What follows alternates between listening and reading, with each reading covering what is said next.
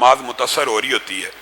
ویسے بھی یہ بات سمجھ لیں اچھی طرح کہ نماز کے اندر معمولی حرکت جو انسان غیر ارادی طور پہ کرے اور جو انسان ارادی طور پہ کرے اپنی جان کی حفاظت کے لیے، وہ ساری کی ساری حرکات جائز ہوتی ہیں، جس میں جان کی حفاظت کے حوالے سے چھپکلی کو مارنے کی، بچھو کو مارنے کی، سانپ کو مارنے کی روایات آپ کے سامنے ہیں۔ لیکن اس سے بھی چھوٹے کام کے حوالے سے، یہ تو جان بچانے کی بات ہے، رسول اللہ صلی اللہ علیہ وسلم نے خود اپنی نواسی کو، خود اپنے نواسوں کو حالت نماز میں اپنے کندھوں پہ بٹھایا بھی ہے، اتارا بھی ہے، سجدے میں جاتے ہوئے رکھا بھی ہے، اتارا بھی ہے۔ تو میرے بھائیوں، موبائل فون جن کا حالت نماز میں آن ہو وہ فون بند کر لیا کریں۔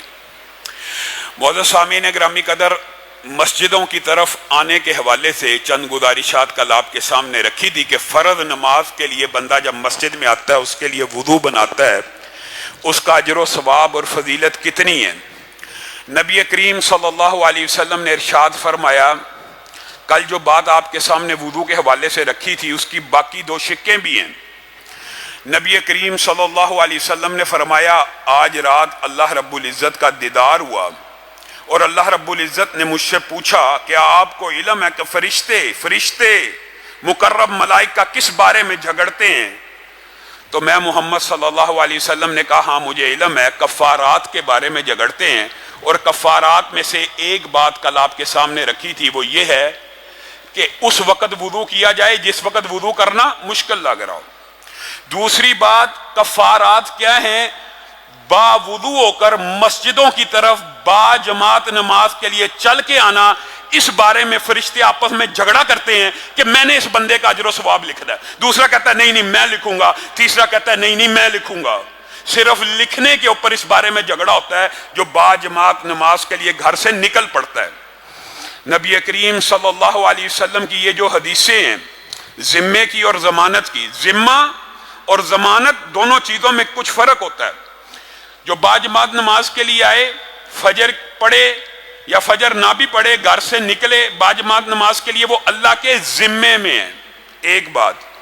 اور دوسری جو 6 مجلسوں کی حدیث ہے کہ 6 مجالس وہ اللہ کی ضمانت میں ہیں، ان میں سے ایک جو جز ہے وہ یہ ہے کہ با جماعت نماز ادا کرنے والی مسجد میں حاضر ہونا، یہ اللہ کی ضمانت میں ہے۔ اب ضمانت اور ذمے کا مطلب کیا ہے؟ نبی کریم صلی اللہ علیہ وسلم نے بھی بیان کر دیا، اور جو بات جس کے اندر ابہام کا کچھ اندیشہ تھا محدثین نے کھول کے بیان کر دیا۔ نبی کریم صلی اللہ علیہ وسلم خود ارشاد فرماتے ہیں، اس سے مراد یہ ہے عاش بخیر و مات بخیر، اگر زندہ رہے گا تو اللہ تعالیٰ خیر خیریت سے زندہ رکھے گا، اور اگر مر جائے گا خیر خیریت سے موت دے گا۔ بندے کے ذہن میں یہ سوال آ سکتا ہے کہ با جماعت نماز کے لیے بندہ آ رہا ہے، نبی کریم نے کہا عاش بخیر و مات بخیر، اس کا مطلب ہے، اس عاش بخیر کا کیا مطلب ہے؟ بخیر سے زندہ رہے گا، خیر سے مرے گا۔ یہ جو دوسری حدیث ہے نا کہ اللہ کی ضمانت ہے، وہ اس حدیث کی تشریح کرتی ہے اور مفہوم کو واضح کر دیتی ہے۔ وہ کیا ہے؟ وہ یہ ہے، عاش بخیر کا مطلب یہ ہے کہ اگر کوئی بندہ، میرے بھائیوں، اذان ہو، دکانوں کے شٹر ڈاؤن ہو جانے چاہیے، کیوں؟ اس بندے کے ساتھ اللہ کے صرف ذمے کا تعلق نہیں ہے، ضمانت کا تعلق بھی ہے۔ ضمانت کا تعلق کیا ہوتا ہے؟ تیرے ذہن میں یہ وسوسہ اندیشہ ہے میں دکان آج چھوڑ جاؤں گا، اس ٹائم کے اوپر اذان ہوئی ہے، میں دکان چھوڑ کے چلا جاؤں گا، پیچھے سے گاہک آ جائے گا، یہ ضمانت ہے، وہ ذمہ ہے۔ اور ضمانت یہ ہے کہ اگر تو نماز پڑھنے کے لیے آ جائے گا، اللہ اس سے بہتر گاہک تجھے دے دے گا۔ اور یہ بات بھی میں اپنی طرف سے نہیں کہہ رہا، محدثین نے رسول اللہ صلی اللہ علیہ وسلم کے فرامین سے یہ استنباط کر لیا، اور خود رسول اللہ صلی اللہ علیہ وسلم سے بھی یہ بات ثابت ہے۔ اگر زندہ رہے گا، نماز با جماعت کے لیے اذان ہوئی، شٹر ڈاؤن ہو گیا، اب فکر تو ہے نا کہ رزق دکان کے اوپر کوئی گاہک آ نہ جائے۔ اب ضمانت کیا ہے؟ اب ضمانت اللہ کی یہ ہے کہ اگر نماز کے لیے آ جائے گا، اس کو اس دنیا میں اللہ اچھا رزق دے گا۔ عاش بخیر کا مطلب یہ ہے کہ اللہ تعالیٰ جب تک زندہ رکھے گا بہترین وافر فراما رزق دے کے زندہ رکھے گا، اور اگر موت دے گا تو خیریت کی موت کا مطلب صرف یہ نہیں ہے کہ پرسکون موت آ گئی، لا الہ الا اللہ والی موت تو آ گئی، یہ بھی اچھی ہے، یہ بھی اچھی بات ہے کہ پرسکون انسان تکلیفوں اور اذیتوں سے بچ کے موت کے منہ میں چلا جائے۔ لیکن میرے بھائیوں، موت کیا ہے؟ صحابہ کے سامنے آپ کو پہلے بھی یہ بات رکھی تھی کہ حضرت بلال کہتے ہیں موت اس دروازے سے کراس کر کے اپنے محبوب کا دیدار کرنے کا نام ہے۔ موت کیا ہے؟ موت کوئی چیز نہیں ہے۔ صحابہ موت کو یہ سمجھا ہی نہیں کرتے، اور آشا بخیرن و ماتا بخیرن کی ٹرانسلیشن یہ ہے، اصل ضمانت کا مفہوم یہ ہے اگر مسجد جاتے ہوئے فوت بھی ہو جائے گا، مر بھی گیا، کوئی بیماری آ گئی، کوئی حادثہ ہو گیا، گاڑی کے ساتھ ایکسیڈنٹ ہو گیا، تو اللہ رب العزت مرتے ساتھ ہی اس کو جنت الفردوس میں داخل کر دے گا۔ یہ ہے ماتا بخیرن کی ٹرانسلیشن، یہ ہے اللہ کی ضمانت۔ اور کون ایسا ہم میں سے جو نہ چاہتا ہو کہ جنت میں نہ جائے؟ ابو عبد الرحمن تابعی ہیں، تابعی، وہ مسجد کے اندر بیٹھا کرتے تھے۔ یہ بات بھی آپ کے سامنے رکھنی ہے کہ جو بندہ کل آپ کے سامنے اس کا دیباچہ رکھا مسجد میں آ گیا وضو کر کے، وہ کس حالت میں ہے؟ نماز کی حالت میں۔ جو نماز کے انتظار میں بیٹھا ہے وہ نماز کی حالت ہی میں ہے، اور فرشتے اس کے لیے مغفرت کی اور رحمت کی دعا کر رہے ہیں۔ ابو عبد الرحمن بیمار ہو گئے، نزع کا عالم ہے، مسجد میں بیٹھے ہوئے ہیں، اپنا بستر آپ کو پتا انہوں نے تو مسجد ہی میں لگا لیا تھا کہ میں نے پوری زندگی مسجد میں گزارنی ہے۔ اس وقت جب آخری سانس چل رہے ہیں، ان کے ساتھیوں نے کہا اب تو گھر چلے جائیے، اب تو گھر چلے جائیے، بستر کو اٹھا لیجئے، اپنے گھر کے اندر اپنے بیوی بچوں کے درمیان چلے جائیے۔ اس عالم میں جب نزع لگی ہوئی ہے، موت کا وقت قریب ہے، اچانک سیدھے ہو کے بیٹھتے ہیں اور کہتے ہیں میں نے رسول اللہ کا یہ فرمان سنا تھا، جو مسجد میں نماز کے انتظار میں بیٹھتا ہے وہ حالت نماز میں ہوتا ہے، اور میں یہ چاہتا ہوں میرے رب سے ملاقات ہو تو میں نماز کی حالت میں دنیا سے جاؤں۔ اللہ تعالی ہمیں بھی توفیق دے۔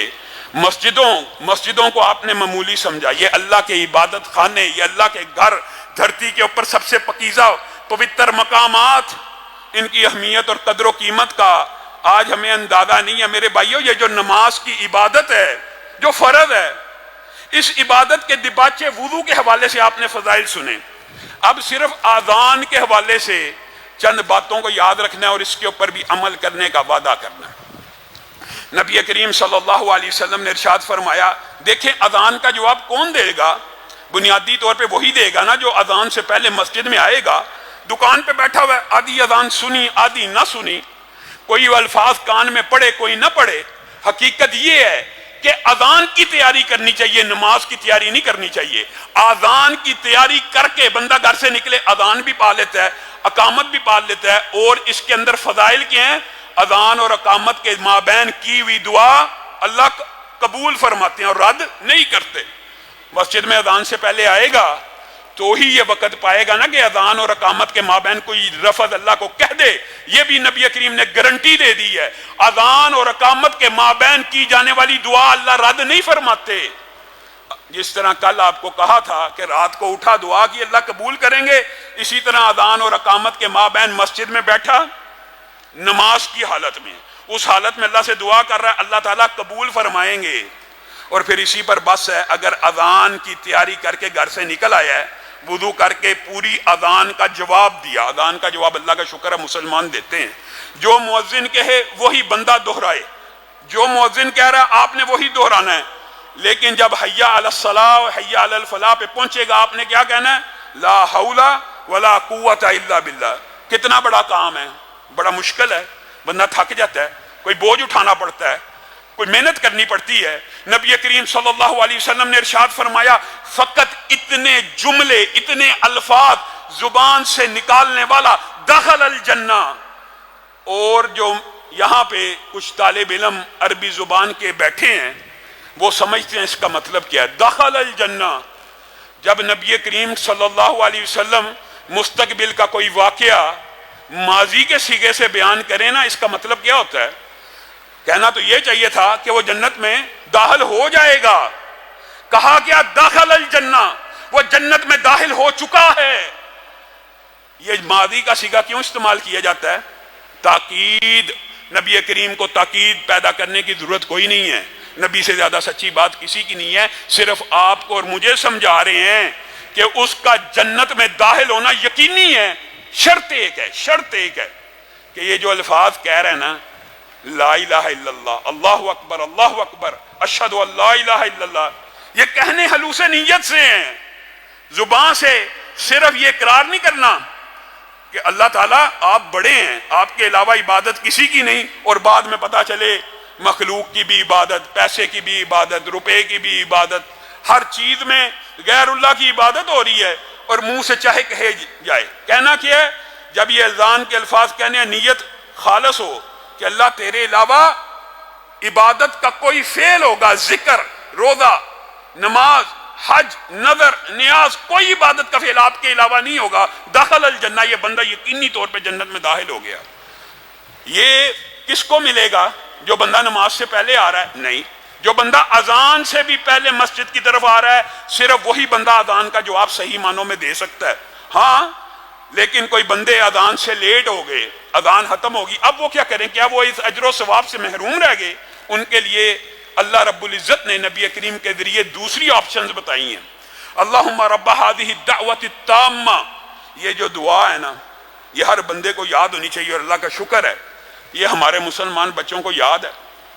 یہ دعا جو بندہ آذان کے بعد پڑھ لیتا ہے، نبی کریم صلی اللہ علیہ وسلم نے فرمایا کل قیامت کے دن اس کی سفارش میں محمد صلی اللہ علیہ وسلم کروں گا. بتائیے رسول اللہ سے زیادہ تگڑی سفارش کس کی ہو سکتی ہے؟ رسول اللہ صلی اللہ علیہ وسلم سے بہتر سفارش کس کی ہو سکتی ہے؟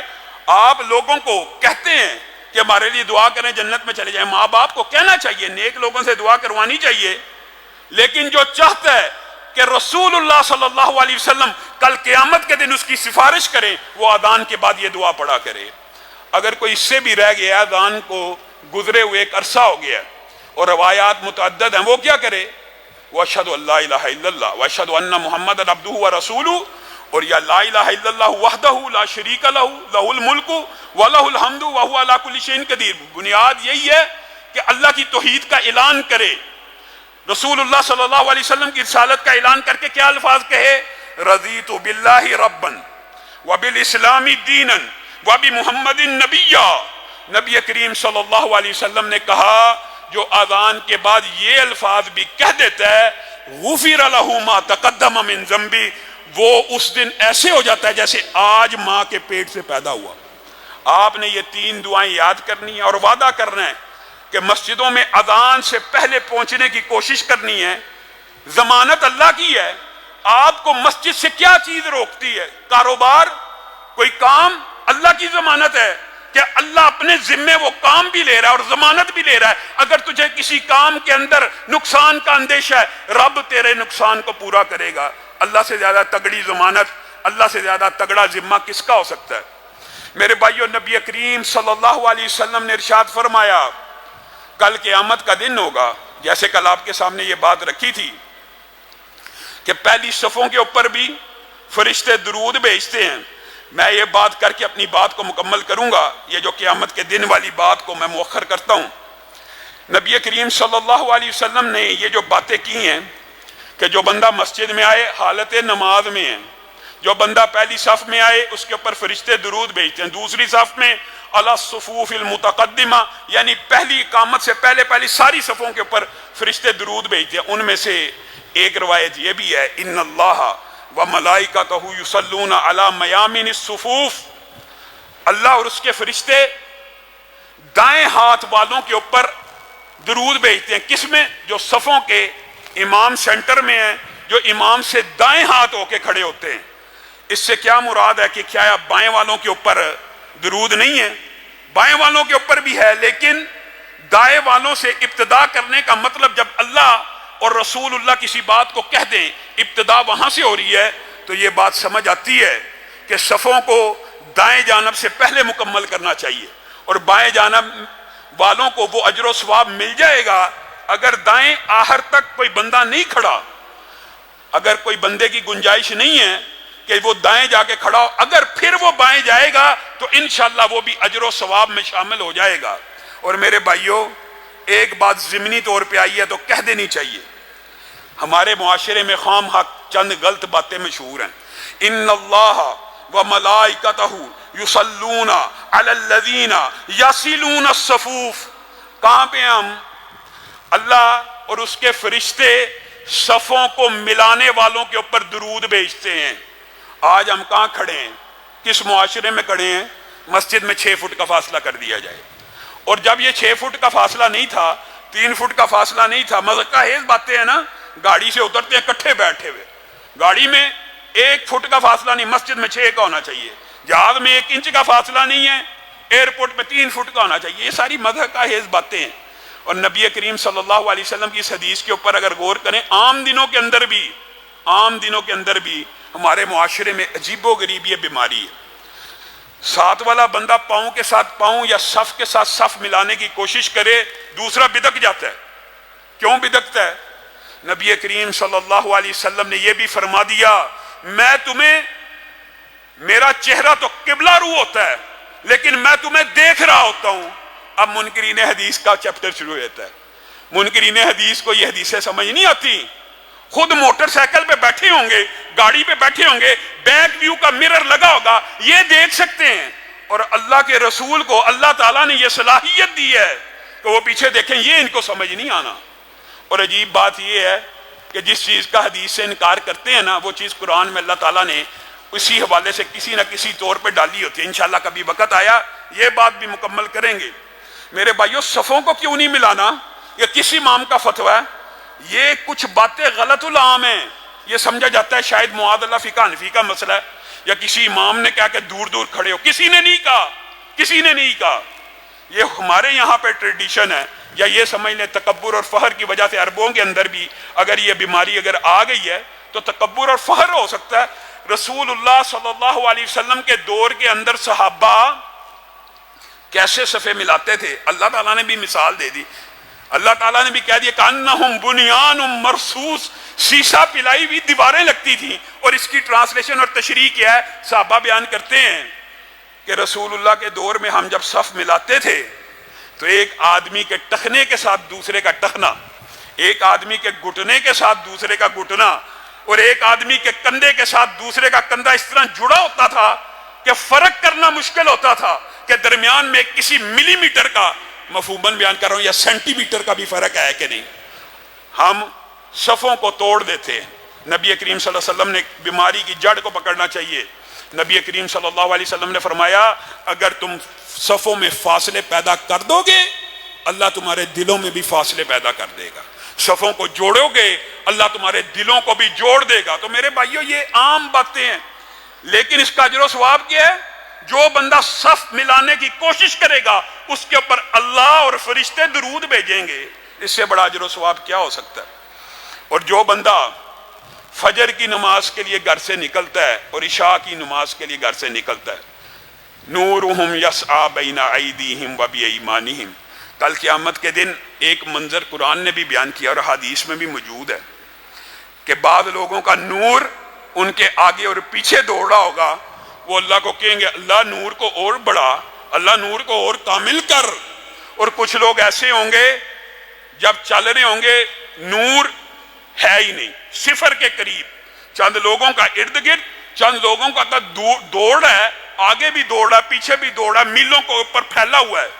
اور چند لوگ ایسے ہیں جن بیچاروں کا نور اتنا تھوڑا ہوگا. ایک حدیث کے یہ بھی الفاظ ہیں حتیٰ کہ ایک بندے کا نور صرف اتنا ہوگا کہ پاؤں کے انگوٹھے کو، جو اس کی آخری نوک ہے نا، جس طرح جگنوں کے اندر چمک ہوتی ہے، صرف انگوٹھا چمک رہا ہوگا. اور وہ اس روشنی میں بیچارہ پریشان ہوگا، کبھی جلتا ہے کبھی بجھتا ہے. اللہ سے کہے گا اللہ میرا نور بھی پورا کر دے. تو نبی کریم صلی اللہ علیہ وسلم نے فرمایا یہ نور اس دن مکمل نہیں ہونا یا اس دن عطا نہیں ہونا، یہ نور ان کو ملے گا جو فجر اور عشاء کی نماز میں تاریکیوں میں اٹھ کے، اندھیروں میں اٹھ کے اپنے رب کے لیے مسجدوں کا رخ کرتے ہیں. کل قیامت کے دن ان کو پورے کے پورے نور کی بشارت دے دو. ان کو ملنا ہے جو آتے ہیں. جو فجر اور عشاء کی نماز کے حوالے سے نبی کریم صلی اللہ علیہ وسلم نے ارشاد فرمایا یہ نمازیں منافقوں کے اوپر بھاری ہیں، کیونکہ ایک وقت صبح کا وہ ہوتا ہے جب کوئی دیکھنے والا نہیں، اس وقت وہی اٹھے گا جو اللہ سے ڈرتا ہوگا. شاہ کے وقت بندہ تھک چکا ہوتا ہے، سارے دن کے کاروبار سے مسجد میں آنا مشکل ہو جاتا ہے، یہی دو نمازیں مسجد میں پڑھنا مشکل ہوتا ہے بندوں کے اوپر، اور جو یہ دو پڑھتے ہیں ان کو کامل نور کی صرف بشارت نہیں ہے میرے بھائیو، یہ فرض نمازیں ہیں، فرض، اور فرض نمازوں کا اجر و ثواب کتنا ہے۔ نبی کریم صلی اللہ علیہ وسلم نے ارشاد فرمایا جو بندہ عشاء کی نماز با جماعت مسجد میں پڑھ لیتا ہے اس نے کیا کیا؟ نبی سے زیادہ سچی بات کسی کی نہیں، اس نے نصف رات کا قیام کر لیا، اور جس نے فجر کی نماز با جماعت پڑھ لی اس نے پوری رات کا قیام کر لیا۔ کون ہے جو نہیں چاہتا؟ ہم یہاں پہ 1-2 گھنٹے اللہ کو راضی کرنے کے لیے اس لیے آتے ہیں کہ رسول اللہ نے ہمیں کہہ دیا ہے اس رمضان کا صرف 30 دن کا قیام انسان کو گناہوں سے پاک صاف کر دیتا ہے، اور اگر ہر روز کا قیام آپ اپنے مقدر میں کرنا چاہتے ہیں تو فجر اور عشاء کی نماز با جماعت پڑھیے، پوری رات کا قیام آپ کے نامہ اعمال میں لکھ دیا جائے گا۔ رسول اللہ صلی اللہ علیہ وسلم نے فرمایا اگر لوگوں کو پتہ چل جائے نا فجر کی نماز کی اہمیت، لوگوں کو پتہ چل جائے تو وہ اپنے گھٹنوں کے بل نہیں بلکہ اپنی سرین کے بل یعنی گھسٹتے ہوئے، اپنی رانوں کے بل گھسٹتے ہوئے معذور بھی ہوں تو چل کے لازمی آئیں کہ اللہ تعالیٰ نے ان کے بدلے میں کل قیامت کے دن کیا اجر رکھا ہے۔ اور اگر پتہ چل جائے کہ اذان اور صف اول میں کیا ہے تو لوگ آپس میں قرہ ڈالیں، قرہ اندازی کریں، میں نے کھڑے ہونا ہے، میں نے کھڑے ہونا ہے، میں نے کھڑے ہونا ہے، اس کام کے لیے قرہ اندازی ہو۔ لیکن لوگوں کو اس چیز کا ادراک نہیں ہے، شعور نہیں ہے۔ آپ یہ اندازہ کیجئے کہ رسول اللہ صلی اللہ علیہ وسلم نے ارشاد فرمایا ہے جو بندہ، میں صرف نفل کی بھی بات کر رہا ہوں اور فرض نمازوں کے لیے آنے کے بعد، فرض نمازوں کے بعد خصائص آپ کے سامنے رکھ رہا ہوں، یہ باب طویل ہے، اگر آپ چاہیں گے تو فرض نماز کا بندہ مومن کے اوپر با جماعت پڑھنا یہ لازم اور واجب ہے، اس حوالے سے بھی چند گزارشات رکھیں گے۔ میرے بھائیو صرف نفل کے اعتبار سے سن لیں کہ ایک بندہ فجر کی نماز مسجد میں آ کے پڑھتا ہے اور فجر کی نماز پڑھنے کے بعد اپنی نشست کے اوپر بیٹھا رہتا ہے، اللہ رب العزت کا ذکر کرتا ہے، لوگوں کے ساتھ سلام کرنے کی ممانعت نہیں ہے، ذکر کرتا رہتا ہے، کرتا رہتا ہے، کرتا رہتا ہے، یہاں تک کہ سورج طلوع ہو جاتا ہے۔ کیا مطلب؟ اشراق کا وقت ہو جاتا ہے، پھر اس وقت وہ 2 رکعت نماز کو ادا کرتا ہے۔ صحیح حدیث ہے، اور حدیث کے الفاظ انسان کو اس لیے بار بار یہ باتیں دہرانی چاہیے ورنہ تو دین 1400 سال پرانا ہے، یہ اس لیے آپ کے سامنے ریپیٹ کی جاتی ہیں کہ شاید کسی کے دل میں یہ بات اتر جائے اور عمل کرنا شروع کر دے۔ رسول اللہ صلی اللہ علیہ وسلم نے ارشاد فرمایا صرف 2 رکعت اشراق کے پڑھتا ہے فجر کے بعد، اللہ کا ذکر کیا اور 2 رکعت پڑھتا ہے، اس کا اجر و ثواب ایسے ہے گویا اس نے پورے کا پورا حج کر لیا، پورے کا پورا عمرہ کر لیا۔